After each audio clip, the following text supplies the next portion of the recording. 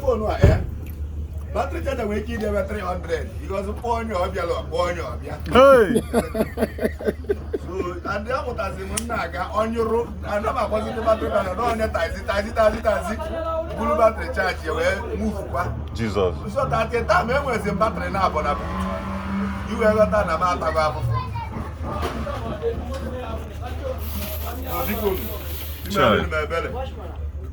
Chai.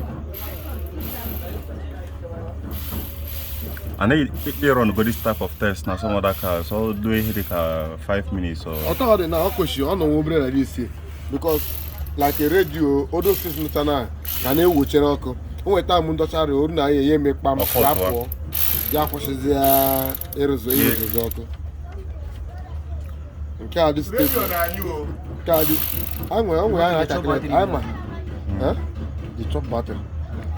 What exactly did you happen for that woman motor that time?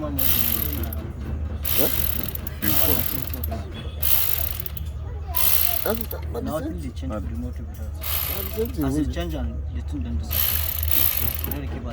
This one will be the one inside. This fuse box will be the one inside.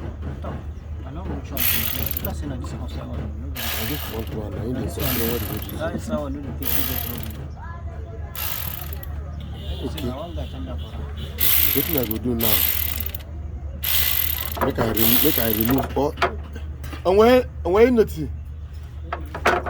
And where am I together? How the afuga? I don't wait them. I'm a cherry dog. Share the dog. I'm gonna share the door.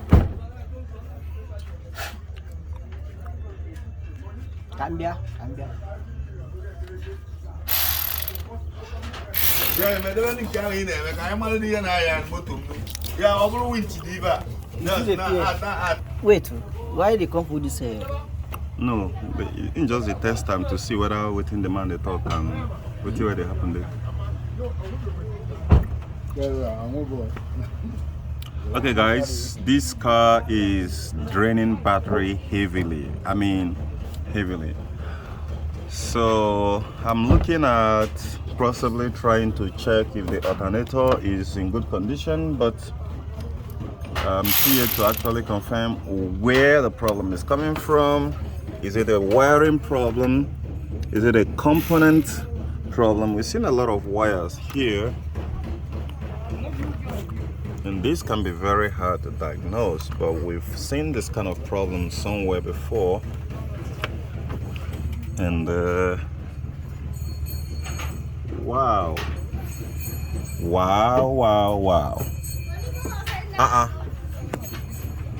The motor what does the AC?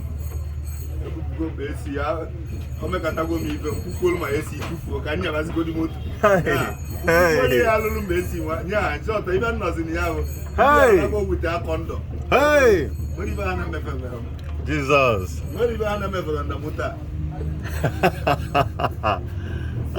Mechanic in numbers, but the mechanic in either the Wama Columba. Can you hear the AC name of Jimmy? So the lawyer that it's your or court, one lawyer that it's your court. Yeah, I don't know what we will live. Where you want to guy. Well. Ịma nọ ihe na-adị na AC na ọ bụrụ na ha na-enye gị warranty, keep to the warranty, ịkarị ịgba ọsọ. Ịkarị ịgba ọsọ kama na ha dara enye warranty igosi na ihe a na-eme doro ha anya. All the truth dị ebe a dị ihe a. Chai.